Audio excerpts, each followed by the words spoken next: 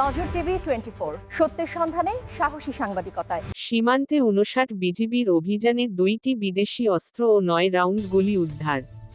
মাহিদুল ইসলাম ফরহাদ, চাঁপাইনবাবগঞ্জ জেলা প্রতিনিধির পাঠানো তথ্যচিত্রে বিস্তারিত। আসন্ন ত্রয়োদশ জাতীয় সংসদ নির্বাচন উপলক্ষে দেশের আইন শৃঙ্খলা পরিস্থিতিকে অস্থিতিশীল করার লক্ষ্যে দুষ্কৃতকারী বা সন্ত্রাসী কর্তৃক সীমান্ত দিয়ে অস্ত্র, গোলাবারুদ ও বিস্ফোরক চোরাচালানের সম্ভাবনা থাকায় বিজিবির মহাপরিচালক মহোদয় চোরাচালান বন্ধে জোর নির্দেশনা দেন। মহাপরিচালকের নির্দেশনার আলোকে মহানন্দা ব্যাটালিয়ন ৫-৯ বিজিবি সীমান্তের দায়িত্বপূর্ণ এলাকায় কঠোর নজরদারি ও গোয়েন্দা তৎপরতা বৃদ্ধি করেছে। এই প্রেক্ষিতে অস্ত্রের কয়েকটি চালান মহানন্দা ব্যাটালিয়ন ৫৯ বিজিবির এর সীমান্ত এলাকা দিয়ে বাংলাদেশে প্রবেশ করবে বলে নিজস্ব গোয়েন্দা তথ্যের মাধ্যমে অধিনায়ক জানতে পারে। সেই লক্ষ্যে বিগত ২ মাস যাবৎ এ ব্যাটালিয়নের দায়িত্বপূর্ণ ৭৫ কিলোমিটার সীমান্ত এলাকায় নিজস্ব গোয়েন্দা, টহল তৎপরতাসহ কঠোর নজরদারি বৃদ্ধি করা হয়েছে।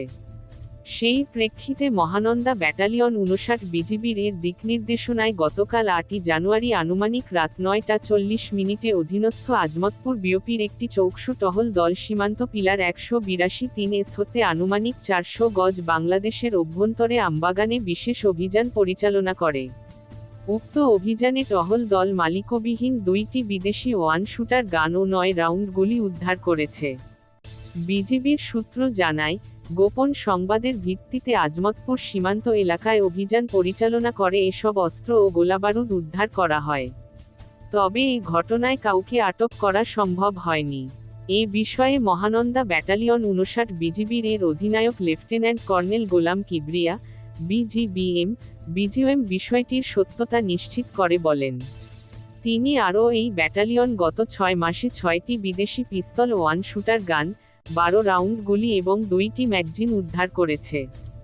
উল্লেখ্য যে, মহানন্দা ব্যাটালিয়ন ৫৯ বিজিবির গত ৩ বছরে সীমান্তবর্তী দায়িত্বপূর্ণ এলাকায় অভিযান চালিয়ে ১৫ জন আসামি সহ ৩৩টি বিদেশি পিস্তল, ৩৯৮ রাউন্ড গুলি এবং ৪১টি ম্যাগজিন আটক করেছে।